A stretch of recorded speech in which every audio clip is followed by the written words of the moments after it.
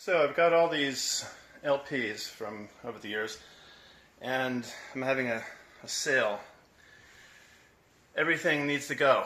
So this stuff, I just can't hang on to it all. It's a good bit of weight.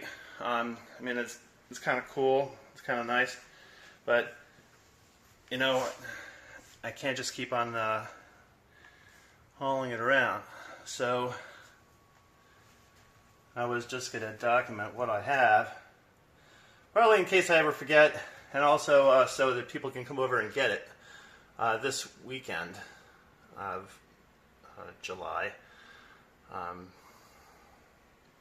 Stop on by, check Facebook. I've got an event there in case you see anything you want. I mean, you can give me some money for these. That would be cool. Otherwise, I'll just give it to you. Just as long as it's a person that'll, take care of it.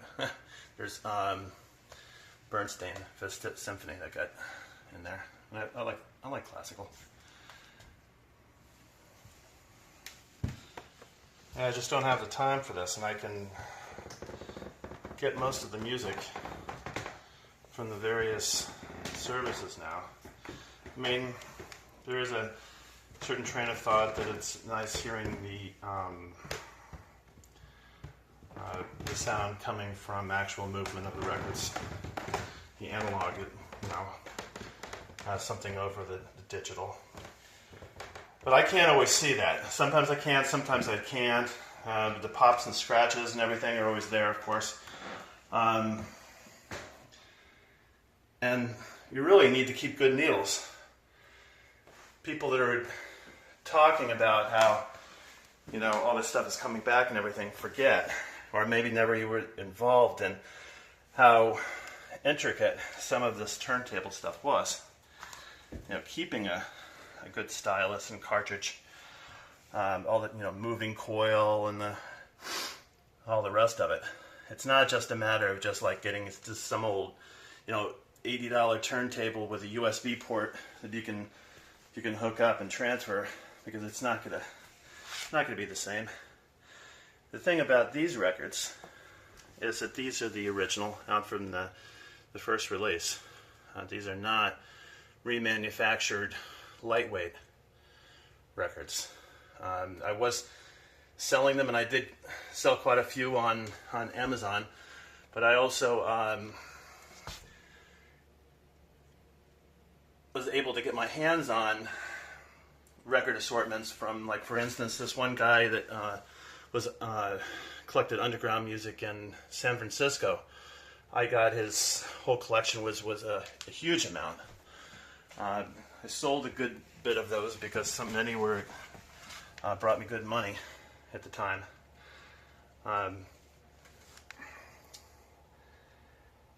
Most of these, though, are ones that I would go out on Tuesdays and seek them out. First at Harmony Hut, and that's what we had before cool stores like Kent Mill and Tower Records. And I would pick them up. I would hear stuff on WCVT in Towson, which is now TMD. And it was always that Tuesday. I would look at the Billboard listings. I would listen to what was playing in the store.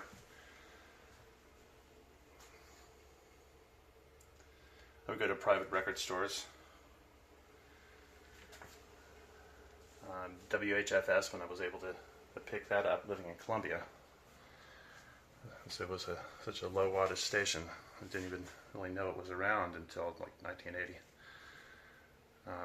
Listened to WCVT, and there was another AM station that went off during the day, because as you remember, or you might not remember, stations that were low wattage that shared frequencies of higher wattage stations out in the country were required to shut down so that the high wattage stations could boost up their signal, and you could pick them up anywhere. For instance, I was in Atlanta with little transistor radios, and I was picking up Chicago and California and New York.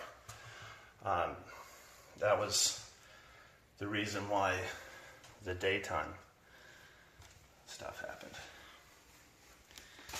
So yeah, these are what's actually left after I gave about 8 boxes to the drummer of Minor Threat. Well, actually through his mother, but he was living in this house. Some people might know, like Scott Darby, Minor Threat, local band from Washington, D.C., back from the 80s. He really appreciated it, and he's a person that would take care of the records. So these are ones that I kind of like picked out that I didn't want to part with at the time. But you know, I just don't have the time. What will end up happening if I keep these right now is they'll end up going into storage. And the storage I have doesn't have air conditioning. So there's a possibility of damage. I hate to do that. Maybe I would take them over to a friend's or a relative so that I might end up being able to preserve it. That would be kind of rude, just taking these great records over to the hot storage unit and having them get warped, because they will.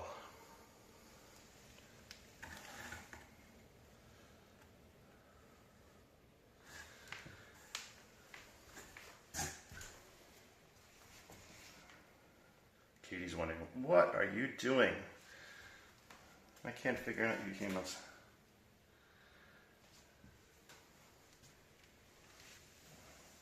Got a little bit of dirt. So I've got this. Everything must go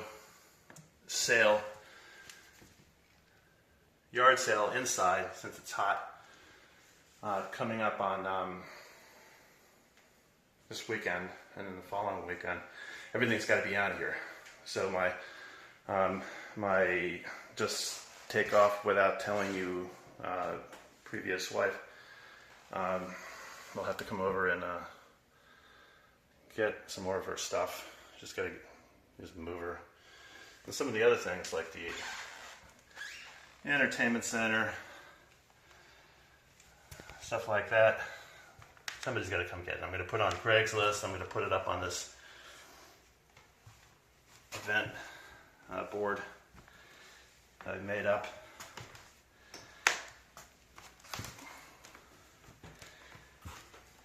And all these records are primarily from the 80s. People that were constantly buying them like me and just stuck with vinyl know that in 1989, the record company said, "We are not printing any more vinyl. We're not releasing any more to the store. Everybody must buy CDs, and then we're going to cut the prices on the CDs." Of course, that never happened. Which I kind of figured was going to be the case. They kept them cranked up, and then Circuit City tried coming on at one point and setting them at a set rate. I think it was at $8.98, something like that. And then the record companies pulled a lawsuit on them, said that they couldn't have any advertising material in the store. They had to take down all their posters and everything because they were in breach of agreement.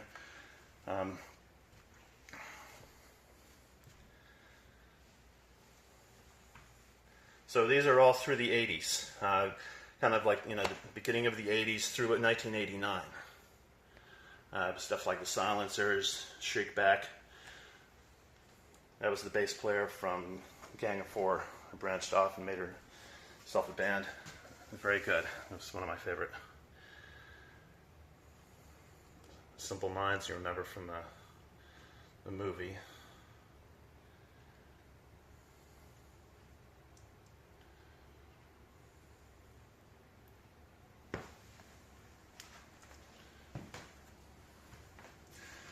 Some of these, many people aren't going to be even aware of them because the United States, they didn't always play this stuff. Much of it became controlled by what was on MTV, and then by Viacom. The Europeans got into it, different things that we never even heard. So I was always checking the international bins and place I could find that one had, reminds me of the commuting to DC in '87 when I was working at the Grand Hyatt, where I actually bought that at Ketmiller Records in Silver Spring.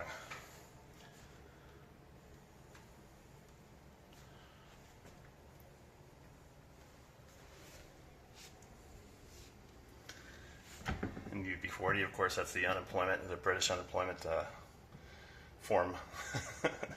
That's what the UB40 is. Most people don't even know Red Red Wine, because that was the one that was played on the radio stations. Other songs, even though they were great, they didn't get any airplay.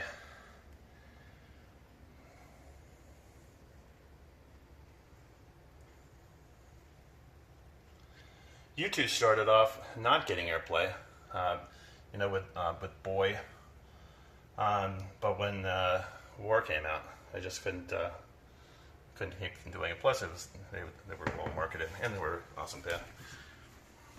So I have a bunch of U2 stuff.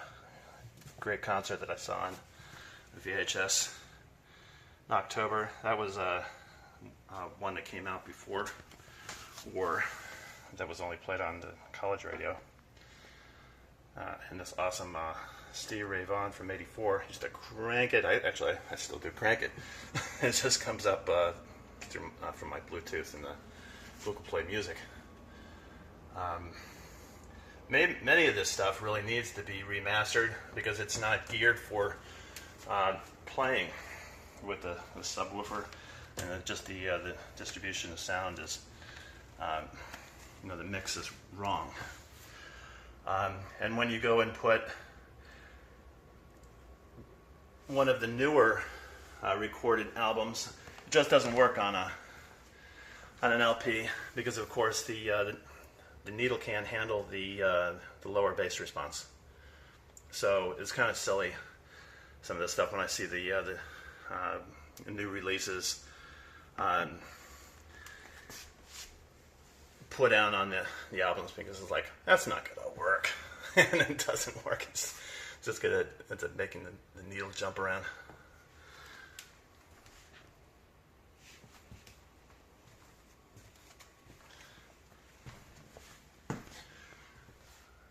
Rush 2112, that was a great album to crank back in the early 80s.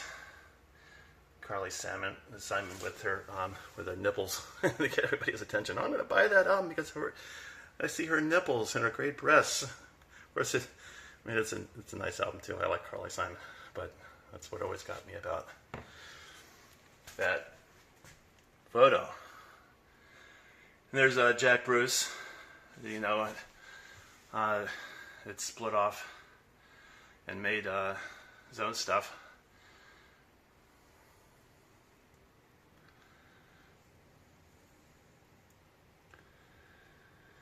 Famous bass player, and then Pete Townsend, his first solo album at the beginning of the 80s, and then later another solo album, Tower of Power. Sure soundtrack, just because I played in the show, so I like that soundtrack. It is a great soundtrack in the show. It comes from was it Some Like It Loose, Marilyn Monroe, the movie, and made into a musical. And The Alarm, what people were saying was a knockoff of U2, but it wasn't really. It was just similar in a way.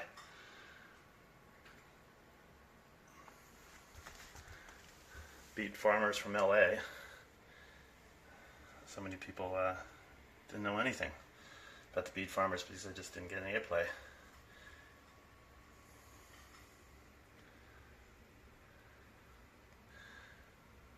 That's why they named this one Poor and Famous.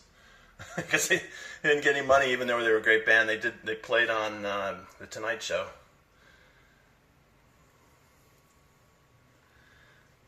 And they played really great live. Adrian Blue was always an eclectic guitarist. very talented.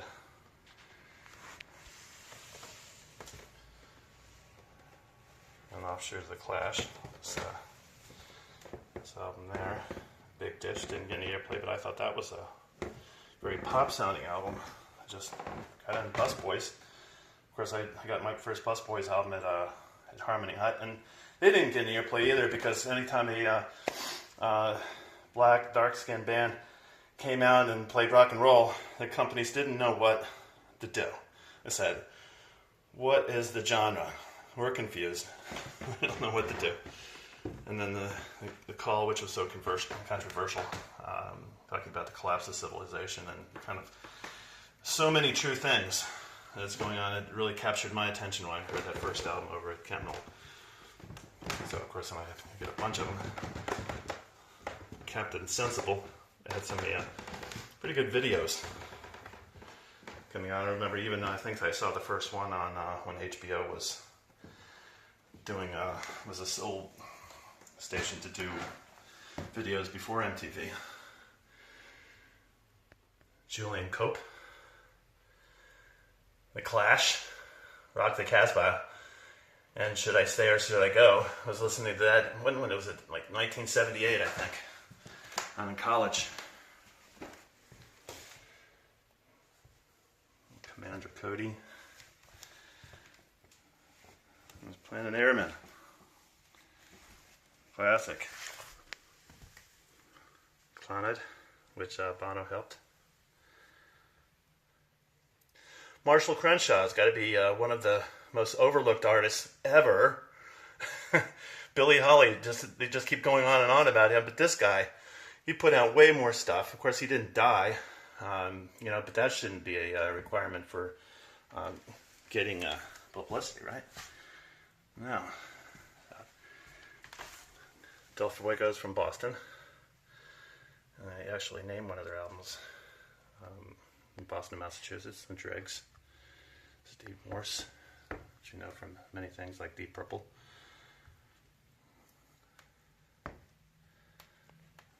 Katie, stop sniffing my camera. She's going, "What are you doing? And when are you going to stop this? You need to pet me." The Dream Syndicate. It's still playing. They're still getting back together and stuff.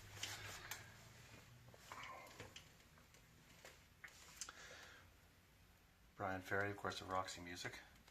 The Fix, that was their first album. I bought the album right at the record store at the bottom of the HFS Tower in Bethesda, where I used to drive some of the time just so I picked them up well, because they were not high wattage. Gang of Four with an EP with a few great songs. That was classic to me, one of the greatest dance bands ever, and of course that was another one.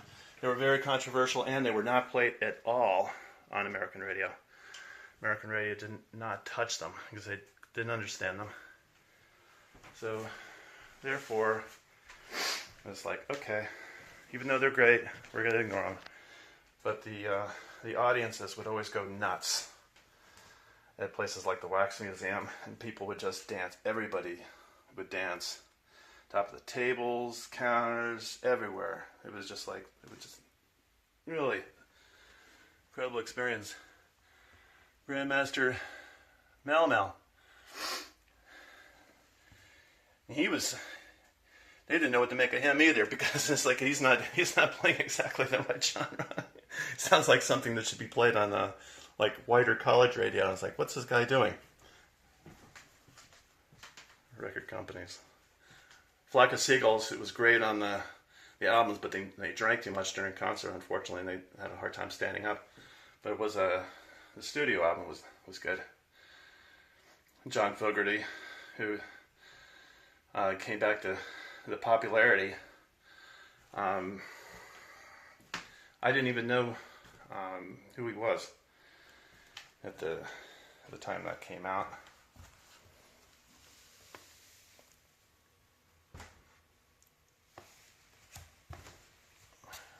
Hoodoo Gurus, another band, had all kinds of songs in play.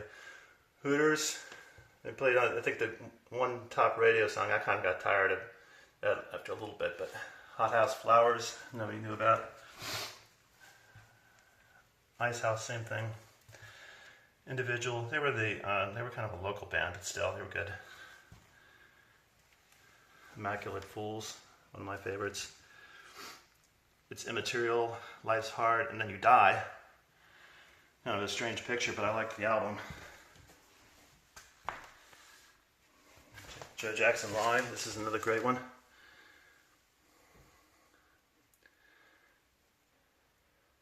Joe Jackson's kind of hard because he didn't put everything, he didn't really like the idea of stuff going to CD, so he didn't release stuff on. So some of the copies that came out and were made in Japan didn't have sonically they were not good. So it's hard finding a digital copy of Joe Jackson. Jason and the Scorchers. Many people would only know them if they went on YouTube. They did play some sets on Tonight Show and stuff. Like Marty Jones was not turned into a star, which she should be, even though she had like about 12 great studio albums and live albums. Martha, Katrina and the Waves, she only had one, Walking on Sunshine. Even though she had other songs, it was kind of like those, because she had one video and MTV just played it and the radio stations just played what MTV played in the 80s. So, Love and Rockets, most people would know them because they didn't get play. Love Tractor, they were only underground and they didn't always sing, so that was just like, they don't sing on all the tracks. What do we call them? Fusion?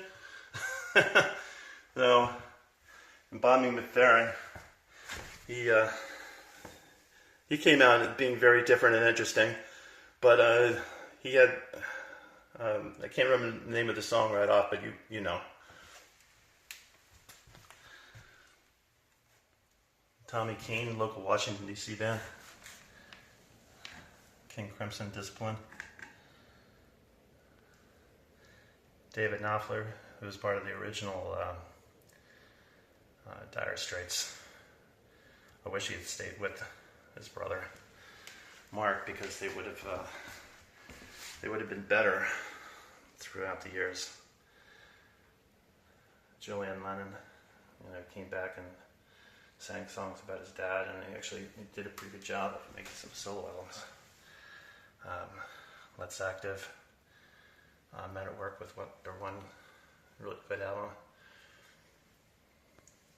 Martha and the Muffins. They had a couple of videos. They really had more than they got noticed for. My Guys soundtrack. I loved the theme. Plus I moved to Miami, so that ended up being my theme for moving to Miami.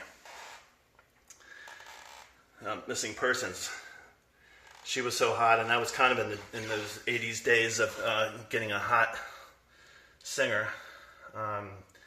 The drummer was Frank Zappa's son, and I still like many of the songs, and I crank them up. Nina, for the one that would something 99 Balloons. On RPQ. Nuclear Valdez. They got underplayed and put down because they had a strong social conviction. They were a local Miami band. I started hearing them. WKPX, that came out of a high school down in Fort Lauderdale, which is what I listened to after moving down to Dade and then Broward County. Psychedelic Furs, quite a few of them, because I was just into them, beyond Pretty in Pink, which they had many songs besides that, but Rockers, and then REM, which they really came out with a lot of great stuff over the years.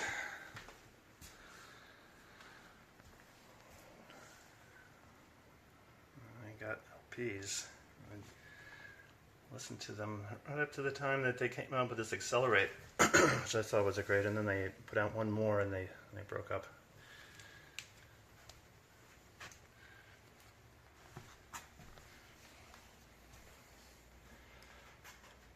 Roxy Music with Avalon, classic. Brad Setzer, one of my favorites, where he wasn't doing Stray Cats.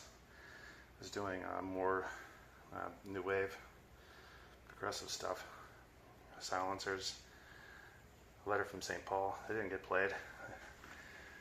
Radio stations didn't know what to make of them either. I think they had a video or two.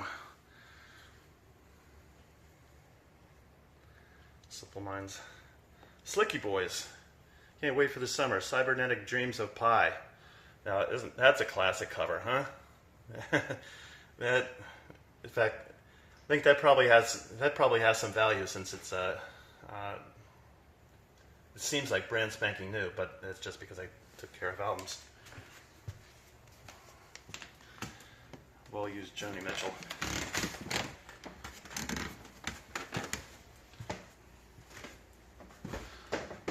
We're in the 70s sections now. Back in like 73 and 74.